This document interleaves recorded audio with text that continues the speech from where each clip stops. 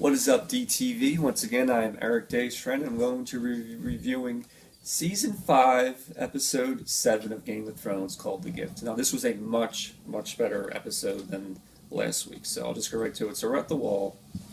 So Jon's getting ready to leave with Tommen, Giantsbane, to complete his mission because he wants to bring the wildlings all in because winter is coming. And before he leaves, Alistair Thorne goes to him. I think this is a terrible idea. I think it's a slap in the face to everyone that has fought the wildlings, died by the wildlings' hands, and I'm just giving you my honest opinion. Jon's like, okay, thank you for your honest opinion. And he starts talking to Sam, and Sam gives him a dagger that's made of dragon glass that Sam used back in Season 3 to kill a White Walker, which definitely might come in handy for Jon. So Jon and Tommen depart. And then Sam later is with Aegon Targaryen, who was dying, which was sad. Aegon starts talking how his brother, the Mad King, liked to be called Egg. And then, he's talking to Jilly and her baby, and then he goes into a delirium where he starts talking like he's talking to the Mad King, and he's like, I'm dreaming of being old, which he is old. Because the actor that actually plays him is 92 in real life, but he does in fact die, and they have the Night's Watch do their funeral for him, and now his watch is ended. And at the end of it, Sir Alistair goes to Sam, all your friends are leaving you, which sounded like a warning to me. So later in the episode, two men of the Night's Watch go to rape Gilly. Sam comes in, stands up to them to protect his woman, which I loved, and he's like, get away from her, but they end up beating the crap out of him. He gets all bloody, he's on the ground, so they leave him and they go back to rape Gilly. But then Sam gets back up and is like, I killed the Fan, I killed the White Walker, I'll take my chances with you two. They're right about to attack him, a ghost comes in, Jon's direwolf, to save the day, thank God, and the two Night's Watchmen run off. And then Gilly's tending to Sam's wounds. He's pretty badly hurt, but she ends up making him feel a lot better because she has sex with him.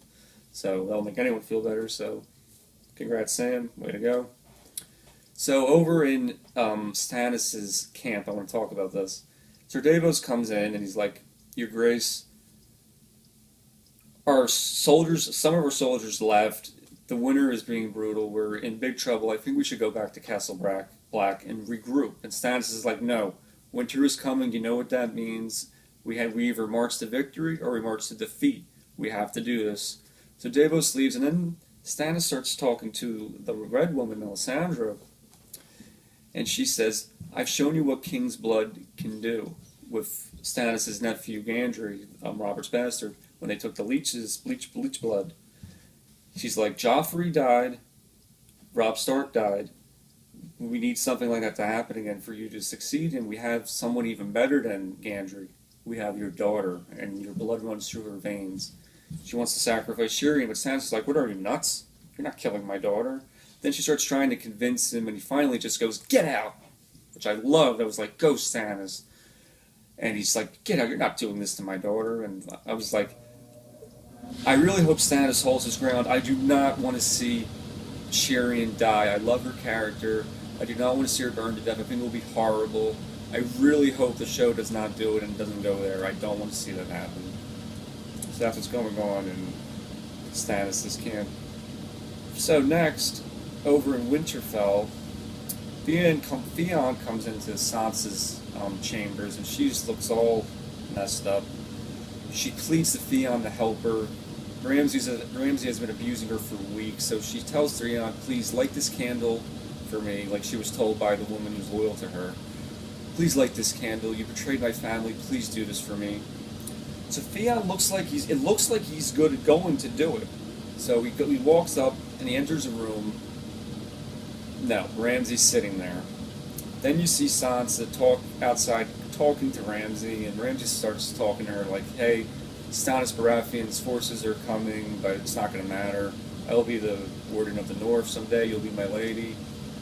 And then Sansa does something I didn't expect. She goes to Ramsay and says, isn't your father's wife expecting a kid? He's like, so, I'll have a younger brother. She's like, but aren't you a bastard? He's like, no, I was legitimized. She's like, but you were legitimized by a bastard. Tommen, he's a bastard too. And he has this like stunned look on his face. I was shocked she did that. But then he brings Sansa down and he shows her unfortunately, the woman that was trying to help her from the north, dead and mutilated, and she was tortured because Theon told Ramsay Sansa's plan with the candle and stuff, which was horrible. So Sansa just can't catch a break. I hope she does, but right now it doesn't look good. It doesn't look like Theon's going to be helping her. The torture Theon, I guess, underwent in season 3 was just so severe. Ramsay just hasn't. He just hasn't. So that's what's going on with that. So over in Meereen, Daenerys is in bed with Daario, and he's like, "Don't marry that guy. Marry me." And he also has a plan. He says, on the day of the fighting pits, you should bring all the masters there and just kill them all. And she's like, "I'm not a butcher. I can't do that." So then later we're with the slavers who captured Tyrion and Jorah, and Jorah's being sold to someone to fight in the fighting pits. And Tyrion is smart, uses his intellect, he's funny, and gets the guy who buys Jorah to buy him too. So later, the fighting pits take place, and they start fighting. Daenerys is there with her intended, and Daenerys doesn't like seeing people kill each other like that. She's, not enjoying it. Jorah, who's not fighting yet, goes out to take a peek, and he sees Daenerys. He sees her, and he puts a mask on. He goes out and fights the people that are still alive, but he doesn't kill the remaining ones. He makes sure he just knocks them out, which catches Daenerys' eye. He makes sure not to kill anyone. So at the end of it, he's still standing, and he takes his mask off, and Daenerys just takes one look at him and goes, "Get him out of my sight," which kind of pissed me off. I was pissed. But he's like, "No, I have a gift for you, Tyrion, who managed to get through you, was in the back, comes running out. "It's true, Daenerys, I am the gift. I am Tyrion Lannister, and it's a pleasure to meet you." And that was a pretty cool moment, seeing Daenerys meet Tyrion. I like that moment, so, we'll see what happens with that. That was pretty cool. I'll touch on Dorne a little bit. There wasn't a lot to it. Jaime's talking to Myrcella, and he's telling her, "Look, I came here to rescue you. You need to come." She's like, Myrcella's like, "No, I came here. I didn't want to come here, but I did my duty. I fell in love, and I want to marry this guy, Tristan." And then she says at the end, and you really don't know me, which is true. Jaime doesn't know any of his kids. He doesn't.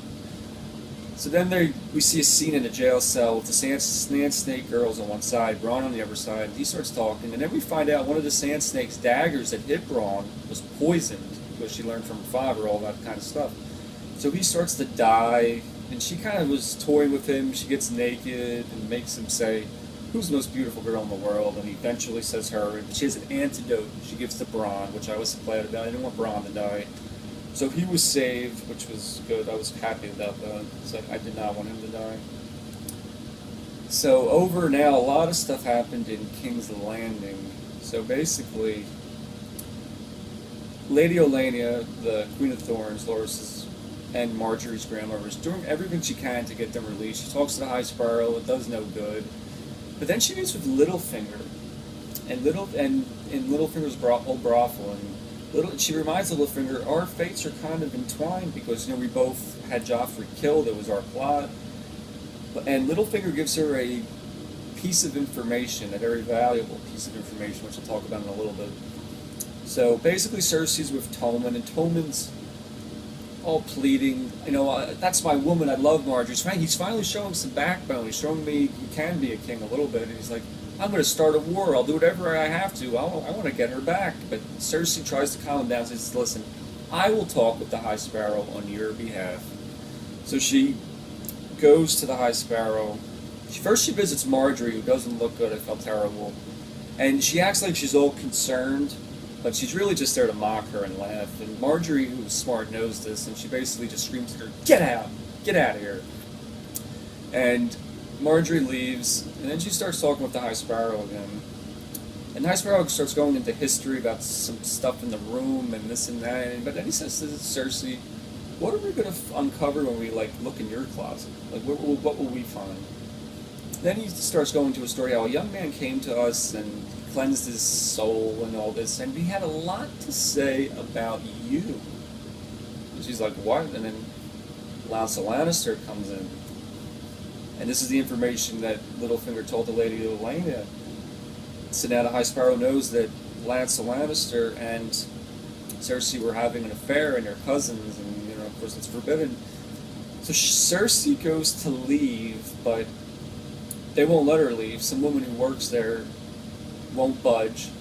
She's like, I'm the queen. You will let me pass. And the lady goes, you're not going anywhere. They grab her, which was great to see. Throw her in her own cell. And she's just, seeing her powerless was a great moment. So finally there was a little justice on the show. And she's like, you will die. My face will be the last thing you see. But you could see she's losing her power. So I was glad to see her finally, hopefully she gets what's coming to her, which should be good. But overall, it was a good episode, much better than last week's. It was probably my favorite episode of the season. There wasn't really the only storyline that wasn't in it was Arya's, but I'm sure that'll be in next week's. But yeah, I like the episode. But again, I am concerned. I don't want Shireen to die. I really like her. Hopefully we'll see what happens. Yep. So that's my review of the episode. Remember to watch Dave's review once he posts his. I hope everyone has a great Memorial Day, and I will catch you guys next time. See ya.